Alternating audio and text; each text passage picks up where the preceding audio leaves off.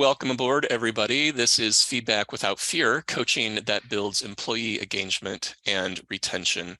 My name is Greg Owen-Boger. I'm the EVP of Learning and Business Development, and co-facilitating with me today is Dale Ludwig, our president and founder. Good morning and good afternoon, everybody. We also have Kevin Vogelsang with us. He is our operations manager here at Turpin, and today he's providing the services of host, or you may have heard of it as producer. Bottom line, he's making sure that we have a favorable audio and video experience. And let's go ahead and get started for today. So for those of you who are not familiar with Turpin Communication, we work with individual contributors, managers, leaders, and executives at all industries across the globe and at all layers within those industries. People be more effective communicators, and we work with presenters, meeting facilitators, and trainers. And Dale and I have been doing this for oh gosh, the math is always, I really should have this on a post-it note next to my computer, but well over 30 years. I've been around for, 28 of those years. So when consultants do one thing for a long period of time, they tend to write books, and Dale and I are no different than other people out there. We've co-authored 3 major books: The Orderly Conversation, The Virtual Orderly Conversation, and Effective SMEs. And we're going to get into the orderly conversation here in my next slide. So one of the things you might be wondering right now is, what exactly is an orderly conversation?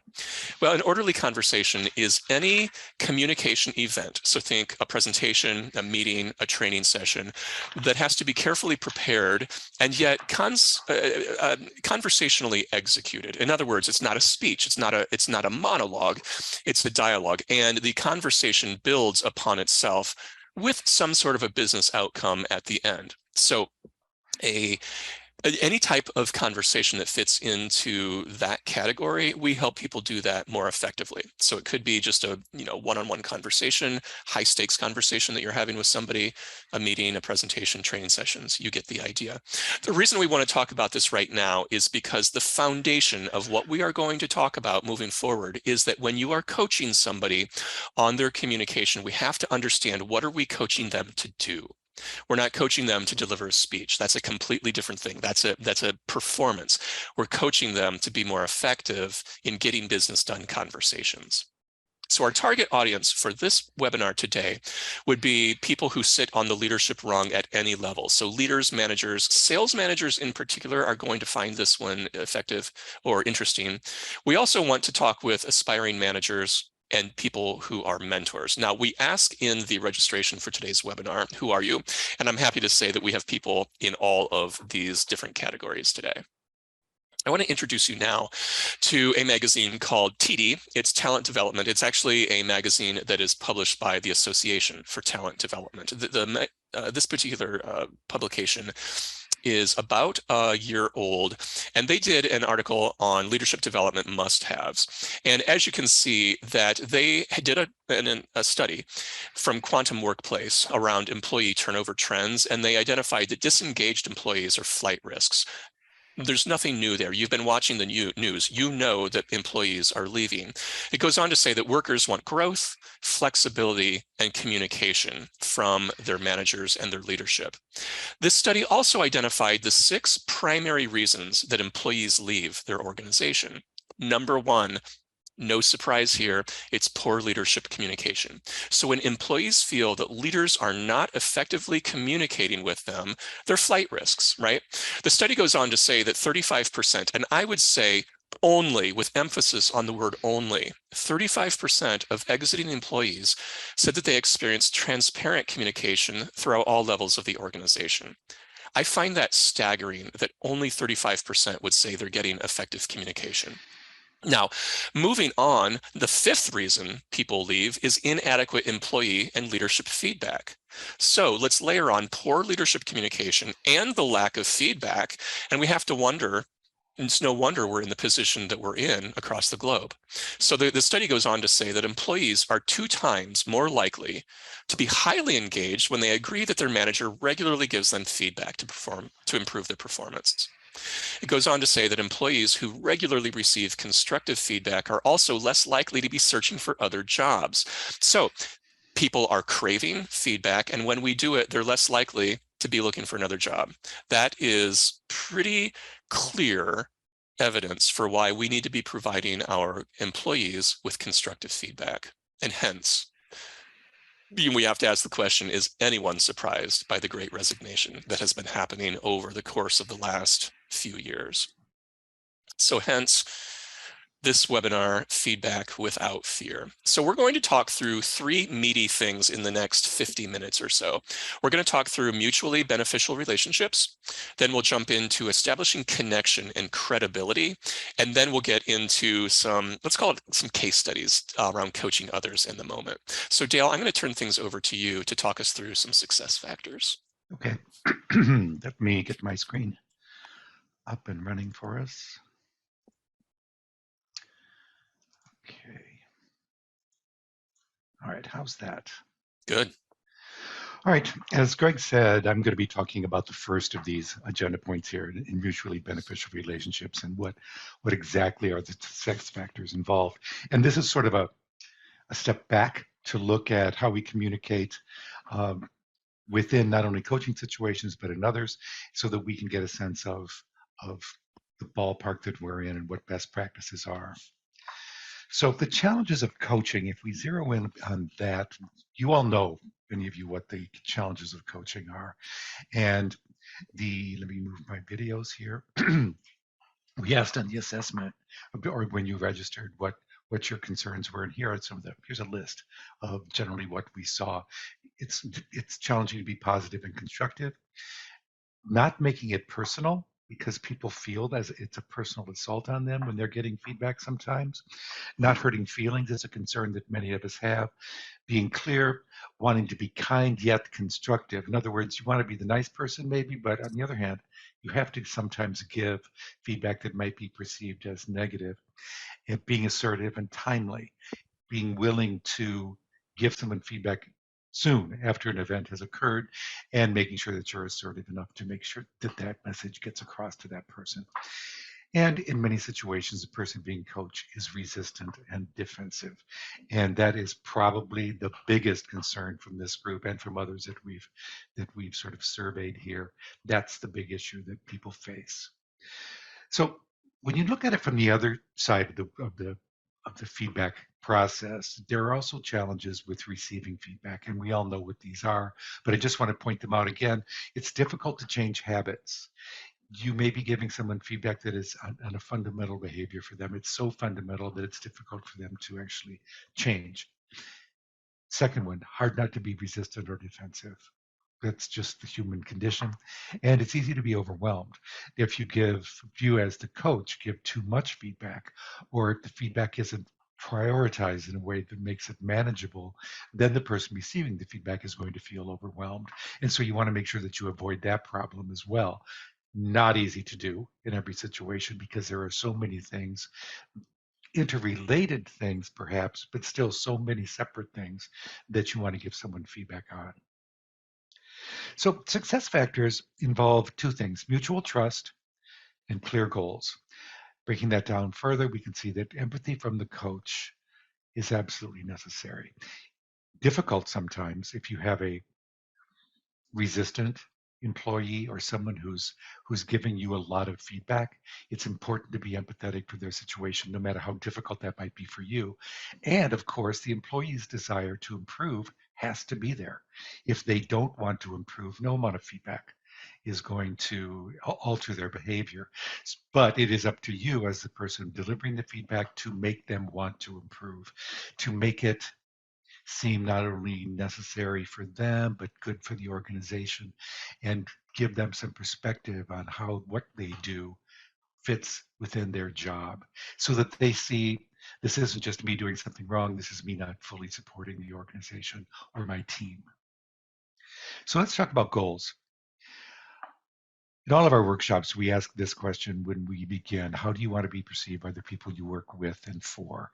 And here's a word cloud of all of the things that I would put on that list, describing how I would want to be perceived by the people reporting to me, the people that I'm working with.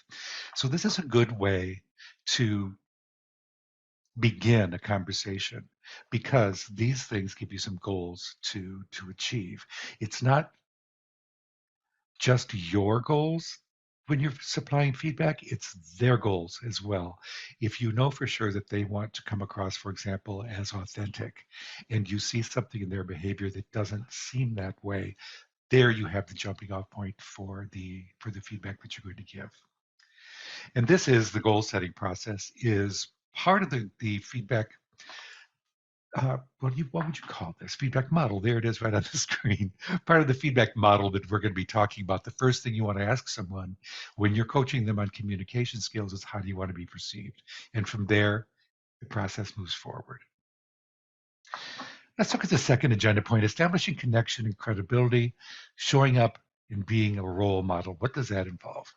Let me ask you this question first. Have you ever received unwelcome or inappropriate feedback?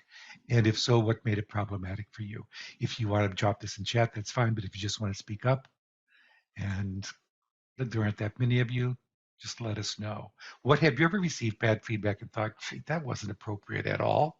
What was the situation?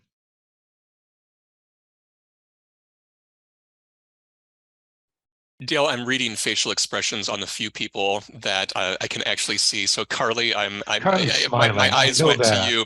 I don't want to call you out, but it looked like you have a story there. I would love to hear it if you feel comfortable sharing that. It's not my story, it's my colleagues, but I will tell it if you have me to. Yeah.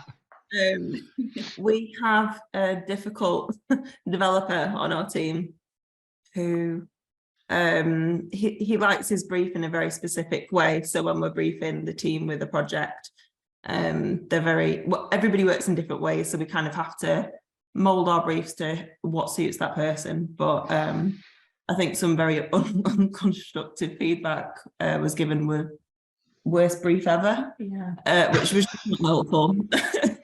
Right, that's not helpful, right? Worst brief ever. Okay, thank you. I'll go home and work on that. Anyone else want to share anything that feedback they've received?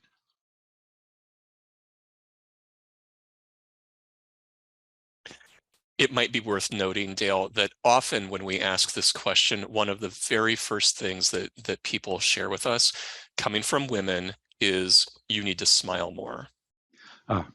Not helpful, right? Yep.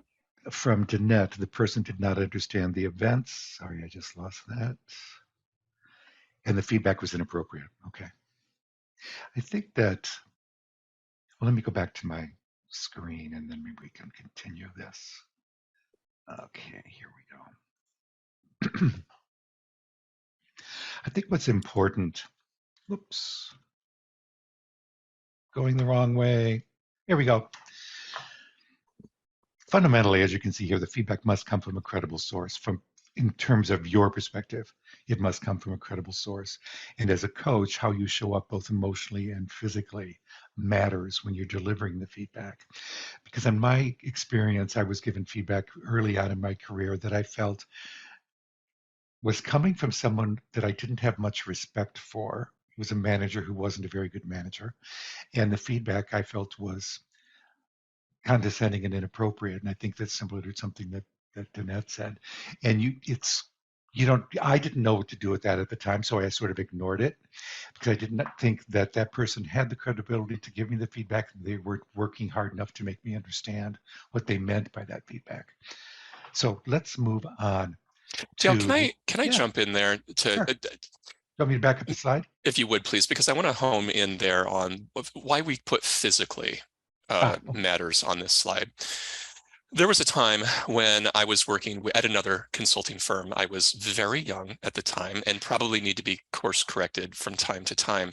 But my manager, and we were always in front of high-powered clients, like in big conference room settings, she would show up with wet hair. She would show up late with fresh cup of Starbucks, and she would be wearing inappropriate clothing to a business function, like bib overalls, like she just, walked off the farm. She had no credibility with me because she just never showed up in a way that garnered respect, right? So while what she had to say to me may have been accurate, it didn't land because of how she showed up with me. Yeah, that's a good example. Although I'm not sure overalls are always straight off the farm, Greg. Well, no, of course not. And she wasn't sturdy. She wasn't stinky. I want to be clear about that.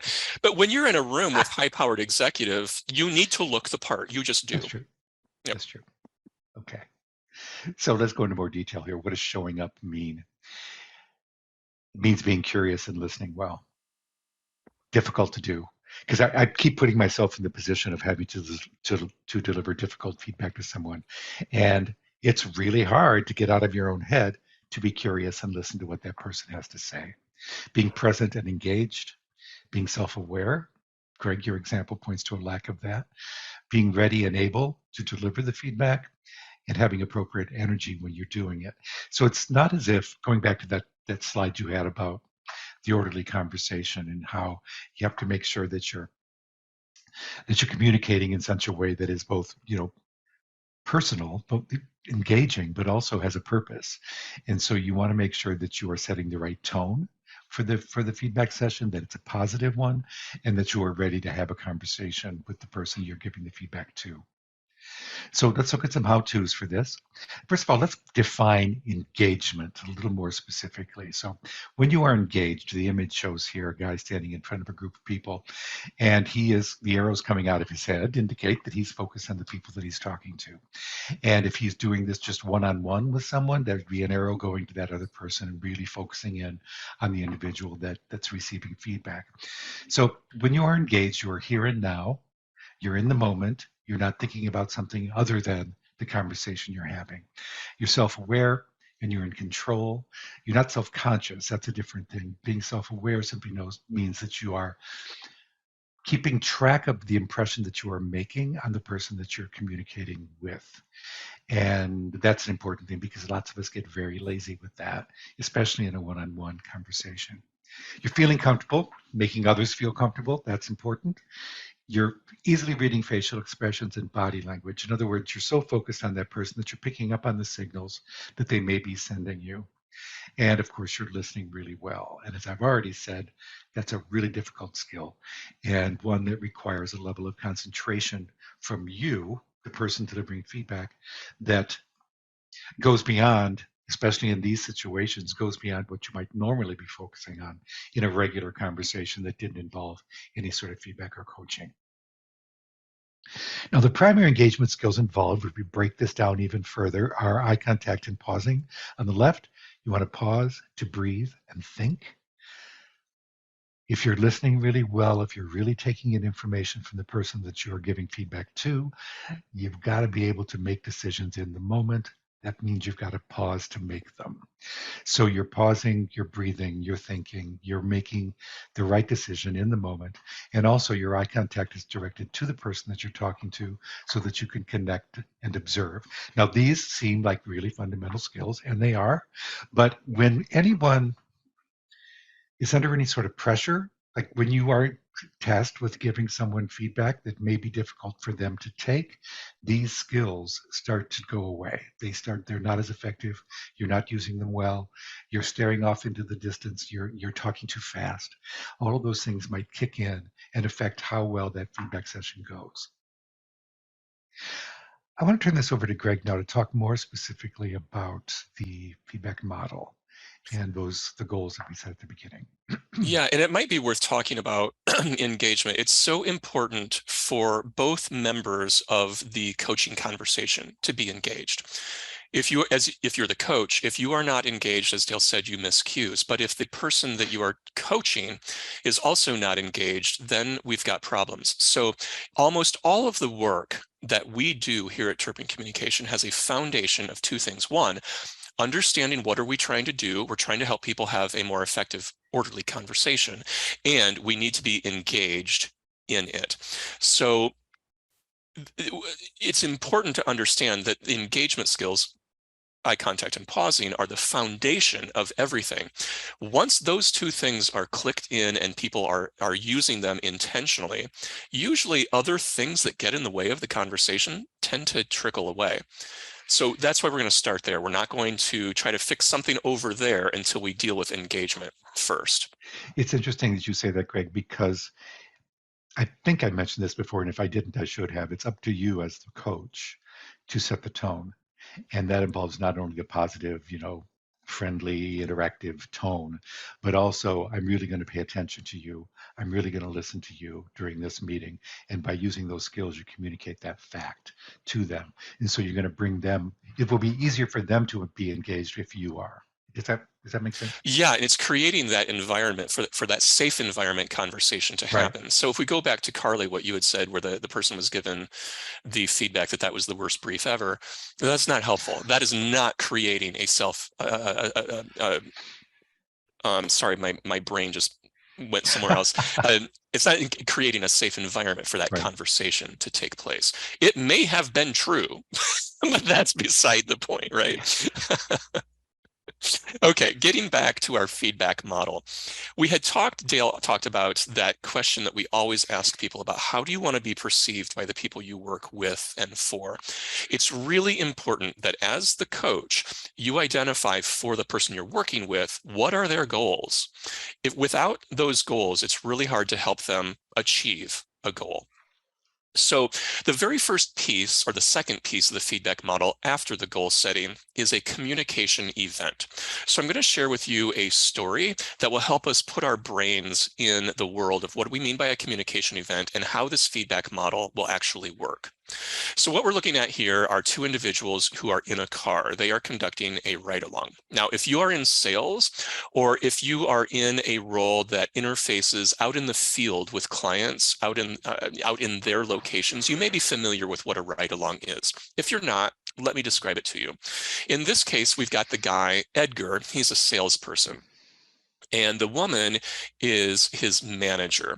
So the two of them are going out to have a conversation with a client. In this particular case, Edgar, the salesperson, wants to have a sales conversation with some buyers. He sells dental equipment out to dentist offices. Usually he's talking with office managers, maybe the owner of the office. Kate, obviously, is there to provide support. So here we are. Kate has asked Edgar, how do you want to be described? And he said professional, expert, their go-to guy, solution-oriented, and in tune with them. Now, Kate and Edgar already have a good relationship, so it is likely that they've had this conversation before. This list of words may have come from Edgar's answering the question weeks or months ago, or this might be new, or maybe he's adding to a list of goals. It doesn't matter, but today we're working with this particular set of goals. So we have the communication event. So I'm going to pause right here and say we're going to put the story off to the side for a minute while I introduce you to the rest of the model, and then we'll get back into the story. So we've got a communication event. Then we want the person we're coaching to provide their own self-assessment. In other words, Kate is going to ask Edgar, how did that feel? There's a reason for that, and we'll get to it in a minute. Once your coachee has identified how they felt that went, then and only then is it appropriate for you to provide your observation. But you're probably going to have lots of things that you've observed. So you have to prioritize, then make a singular recommendation and tie it back to the goals that the person has set for themselves. And then this process repeats. So now that we've got the model at the high level laid out, let me get back into the story. So let's assume that the first sales conversation has happened and we're back in the car. Here we have, again, that self-assessment. So your job as the coach is to ask questions around how did that feel? How did they feel that that went? While they are answering, going back to something Dale talked about earlier, be curious, reserve judgment, assume positive intent, listen well, and for the nuance underneath what they say. Wait to respond, and when you do respond, that might involve probing to learn more. In other words, you're really trying to get a sense of their self-awareness. How do they think that went? If what they say is in alignment with how you think it went, good for you. This is probably going to be a fairly easy coaching conversation. If, on the other hand, what they say is out of alignment with how you think it went, then you know that you've got some heavy lifting that you're going to have to do, but you have gained insight into, for example, they thought that went swell. No, it didn't, right? But you have to meet them where they are. So back to our story, Edgar answers the question, I think that went well, but I did interrupt the buyer that one time. All right, that's some good information that Kate has to work with. Notice she's only thinking a few things right now. She's not speaking yet. She's thinking, yeah, he did. He also seemed nervous and engaged. Time out. I want to focus in on that word seemed. So we want to make sure that we are providing feedback on what we have actually observed. She doesn't actually know that Edgar was nervous, but she's putting this in the back of her head that there may have been some nervousness. So put that in the back of your head as we move forward as well. She's also thinking things like he missed some cues and he spoke quickly. Okay, now back to our model. It's time to provide the observation once you identify what are those things that you could talk about, but you can only talk about what you observed. So going back to the car, she says, I noticed that interruption too. I also noticed that you didn't look at him very often and you spoke very fast. I don't think you noticed when he was shaking his head no about the additional software option when you brought that up. Edgar says, huh, you're right. I didn't notice that.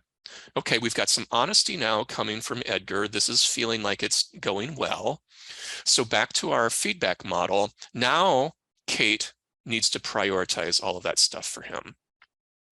At this prioritization point, you want to avoid piling too much on the person and overwhelming. Now, when you registered, as Dale mentioned earlier, we asked you what are some of the challenges. Being overwhelmed and shutting down was something that a handful of you actually said. So we want to avoid that for sure. All right, back to the car. Kate is thinking, okay, the lack of eye contact, that is definitely leading him to missing cues. That's something that can be addressed. She's also thinking, we've got the interrupting thing that needs to be dealt with and the speaking pace. She decides that she's going to focus on the lack of eye contact. Good for her. She's taken a class with us. She understands how to do this because remember, Dale talked about earlier that sense of engagement, eye contact and pausing. That's almost always where you want to start, because if you can really home in there, everything else is more likely to fall into place. So now it's time for Kate to make her recommendation. Remember, you want them to be successful. The business that you work for wants and needs everybody to be successful. So you have to make your recommendation achievable and actionable, which means small bites. Don't try to do too much at one time. So she says, it's important that you really see them and notice their facial expressions and body language. On this next visit, I'm going to be watching for your eye contact. He says, I've been told before that I seem to be in my head when I get a little bit nervous. Aha! Remember, Kate observed something where she thought he was nervous, but he didn't actually say it before. So that was not legal to be talking about yet. Now, though, it is. She can talk about that if she chooses to. But instead, she says, yeah, that's typical from what I've seen for others. So what she's doing there is she's normalizing this feedback and this feeling of people being nervous, people being in their head. This is not unique to Edgar. This is pretty much universal for people. Now, here is where the good stuff happens. She's going to tie her feedback back to the goals that Edgar has set for himself. You say things like, this is important because you said. It's going to help you be perceived. You said you want to be concise. You get the idea here. So she says, better eye contact will allow you to be more aware of their needs. And this is especially important because you want to be in tune with them and their go-to guy. Those were your words, Edgar. He goes, right. Okay, got it. So we just took you through a really complicated, well, it's not complicated, but it's complex to put into action until you get it into your bones. So but we have to start somewhere, right? So we've got this handout that is going to be available to you later. It's a 2-pager. It gives you the background on what the feedback model is and then the step-by-step as you go through it. So we hope that this will be something that you will find useful as you begin to use this feedback model. So a few key concepts that I want to make sure that everybody understands, and Dale, feel free to chime in here with me, but you want to make sure that your feedback is based on a specific communication event. So Carly, I'm going back to that situation that you had around the brief. That is something very specific. That was a communication event that can be dealt with. It makes it easier if you let the person know that you're going to be paying attention. In other words, I know, let me just try to make this up here for a second. We've had some challenges around these briefs before. So what I'm going to be doing is paying close attention to help you be more successful. And we're going to have a conversation after the meeting is over about how it went.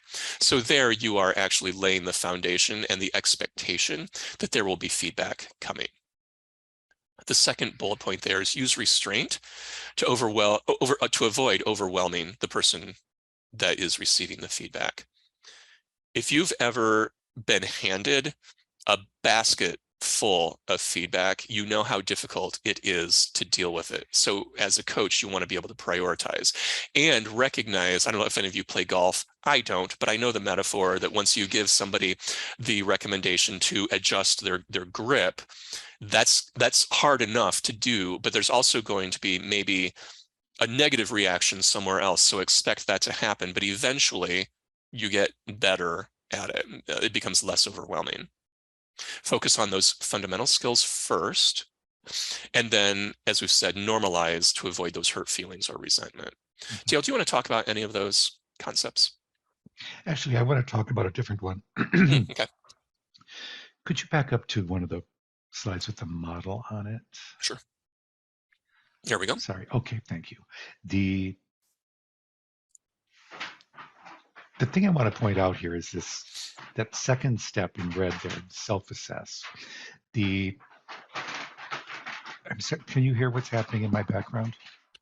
Yes. That, for you all to know, is a cat crawling inside a paper bag. It's one of those crackly paper bags.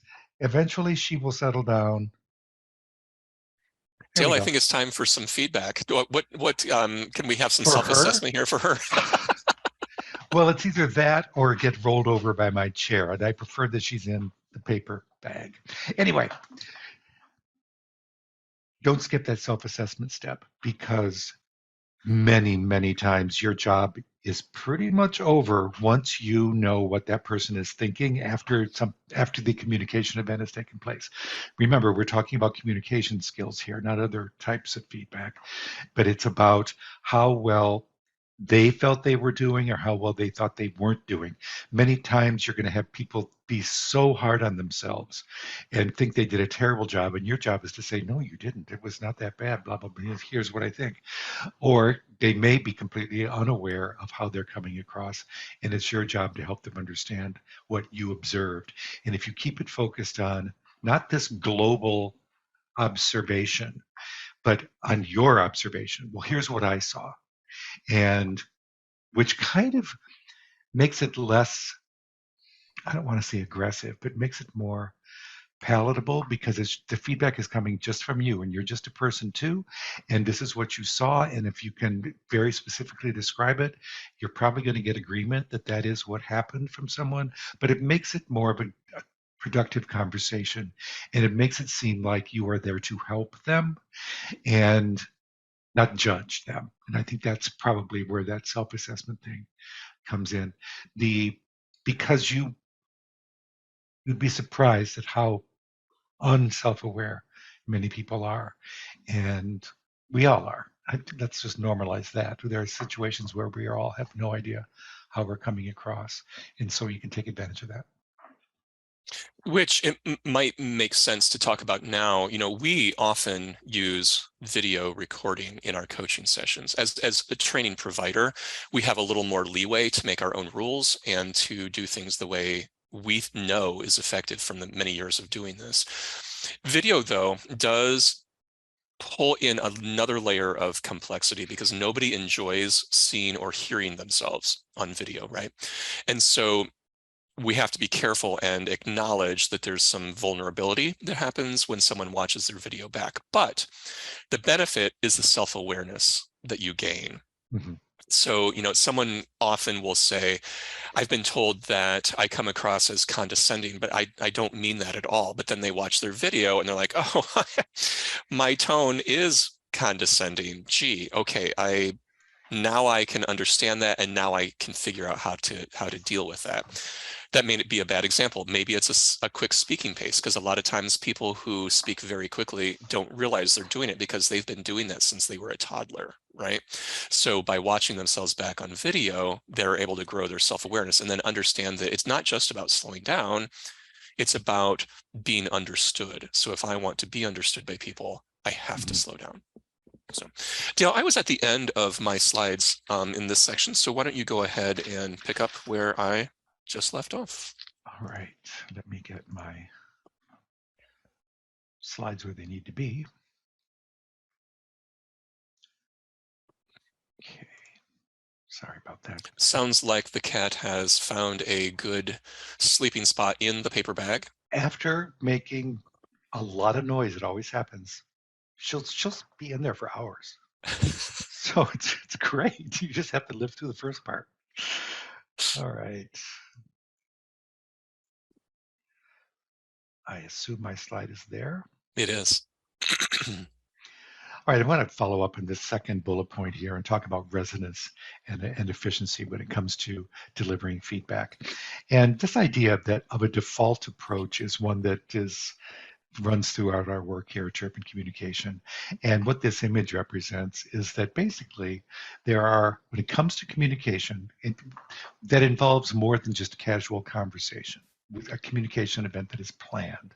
There are, as you can see on the left, people that, well, we call them writers because they thrive with organization and preparation. On the other side, we have improvisers who thrive with the connection that they're able to create with the people they're talking to. Now, this has to do with the order and the conversation, that whole idea that we mentioned earlier. But improvisers, as you can see on the left, often feel there isn't enough time to prepare. They want structure and predictability. They're naturally thorough, detailed, accurate. All of those things are good things. If you're delivering feedback to someone, they might get in the way a bit because it might stifle the conversation a little bit. As you can see there in the red at the bottom, they can be inflexible and strict during delivery. So they may have a plan and they want to follow it exactly. Having a plan is great. Being inflexible with it is not so great. On the other side, improvisers, they thrive with the connection to listeners. They like talking to people. That's where their strong suit is. But what that means is they may delay preparation until the last minute, go into a coaching session or feedback session, not fully thinking through it. They want to be spontaneous and engaged. They're responsive and unafraid to make last minute changes. So those are all good qualities too, except they can lose focus and be confusing during delivery. If we put this in the delivering feedback environment, both writers and improvisers could stumble because the improviser isn't communicating clearly, maybe, or as specifically as necessary, maybe didn't really think it through all that well before the session started.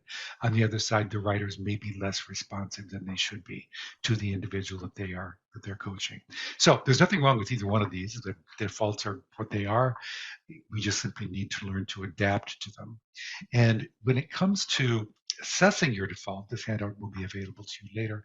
We have this document that you can go through and figure out which side of the fence you sit on here. And of course, probably almost everybody is going to be somewhere in the middle. And so it's going to be a matter of finding the one or two things that will help you adjust in the areas where you need to adjust.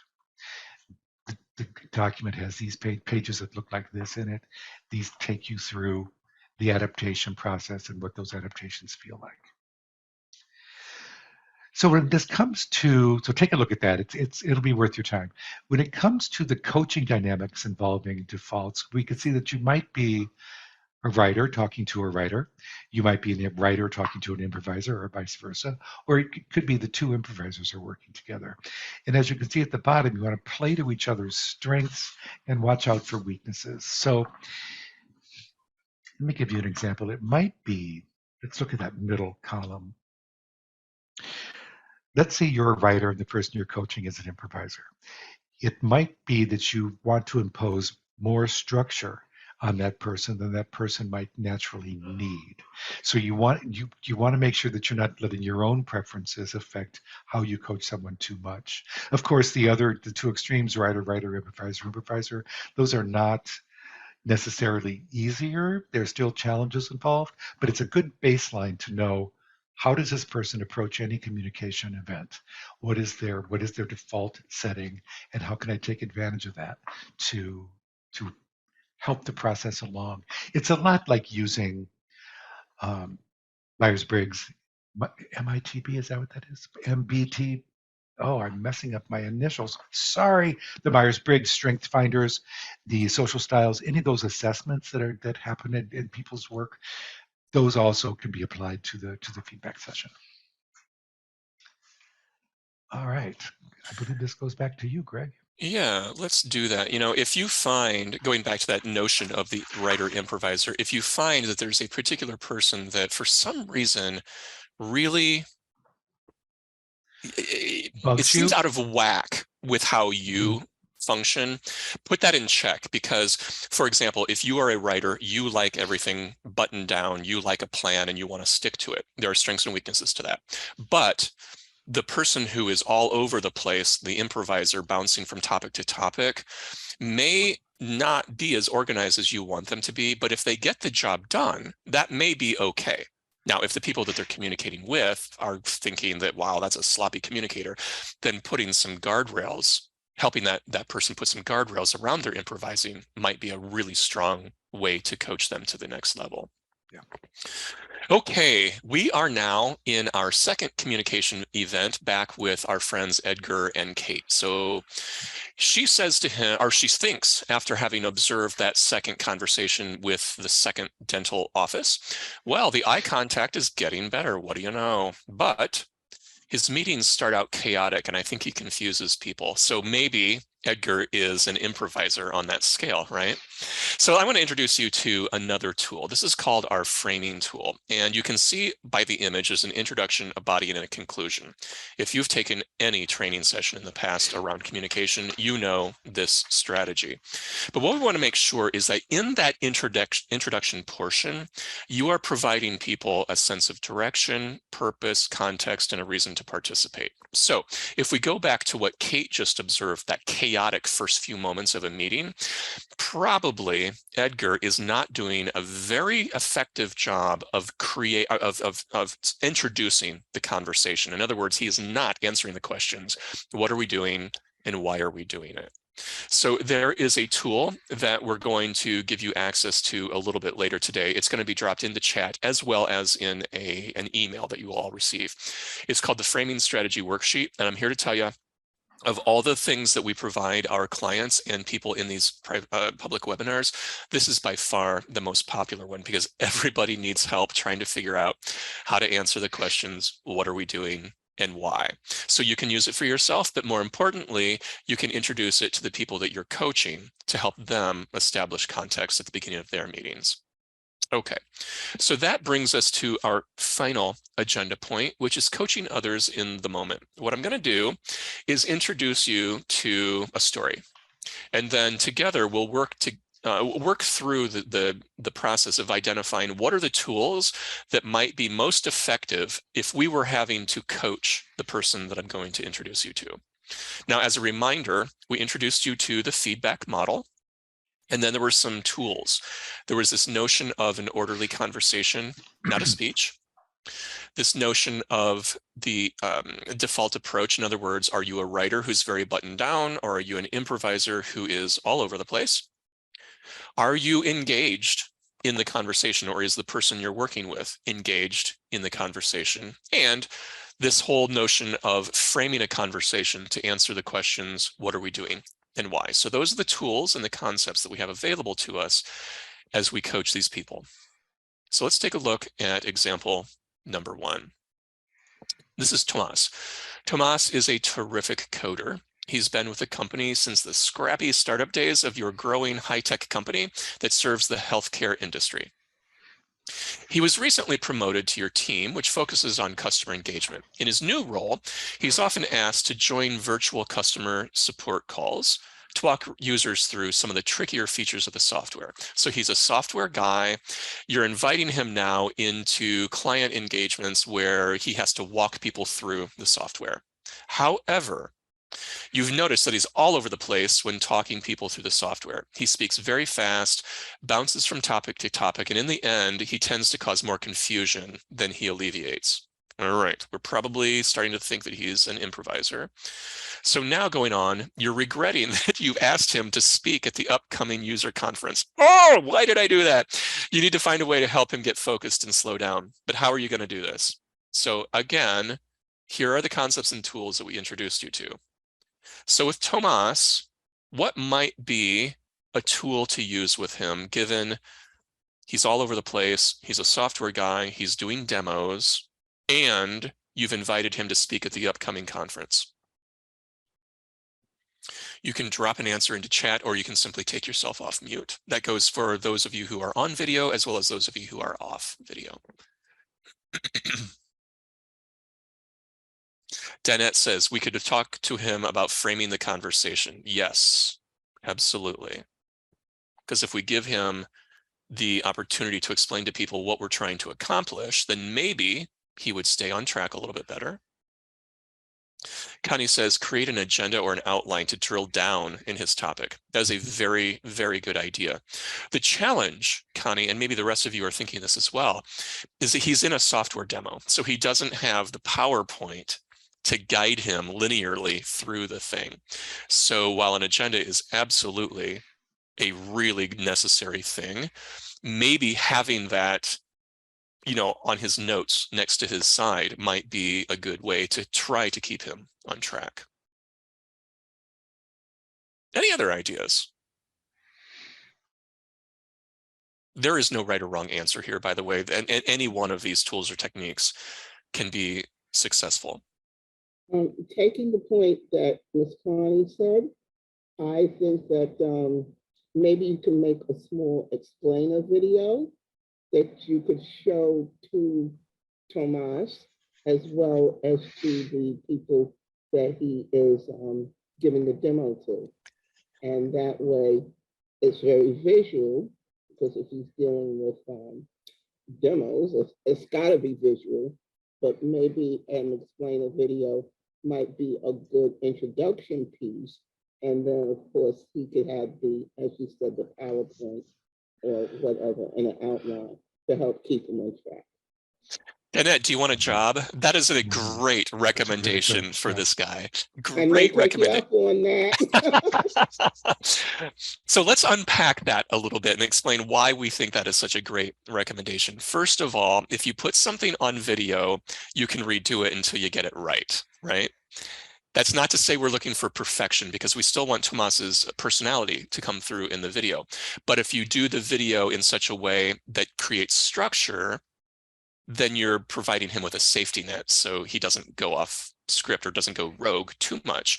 But you're also allowing him later, after the video is played, to play to his strengths and maybe answer questions about the video that was just played. Or, as you said, Danette, to use the PowerPoint to try to stay a little more linear than what he would have otherwise been. Great recommendation. Let's get to another example. Let's see, I'm doing well on time. Example number 2. You work for a property insurance company and manage a group of underwriters. So you're managing a group of data-heavy financial people. Christine is one of those, and she's been identified as a high potential employee, and you've started giving her stretch assignments. So good for you, you're growing her career.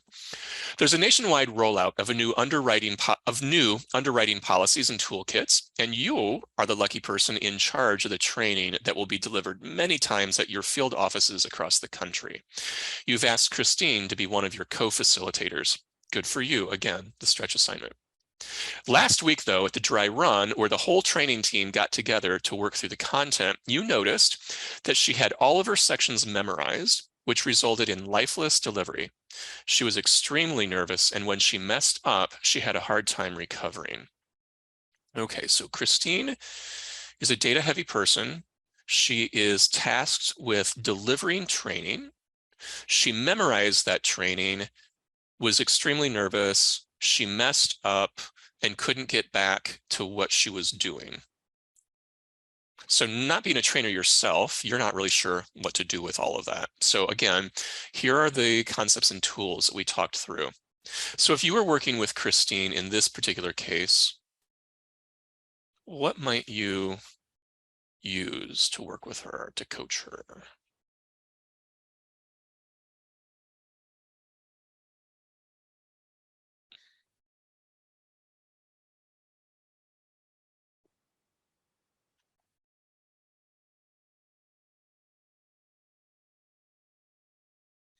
Well, why don't we start with the idea of the orderly conversation?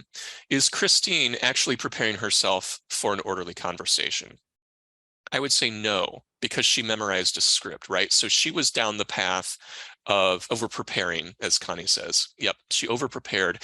When you find yourself working with somebody who is scripted, you have to deal with that because they have to get out of their head. It's impossible to connect with people. It's impossible to be able to zig and zag with the conversation if you're in your head. So we need to get that out. So that might be something to focus on.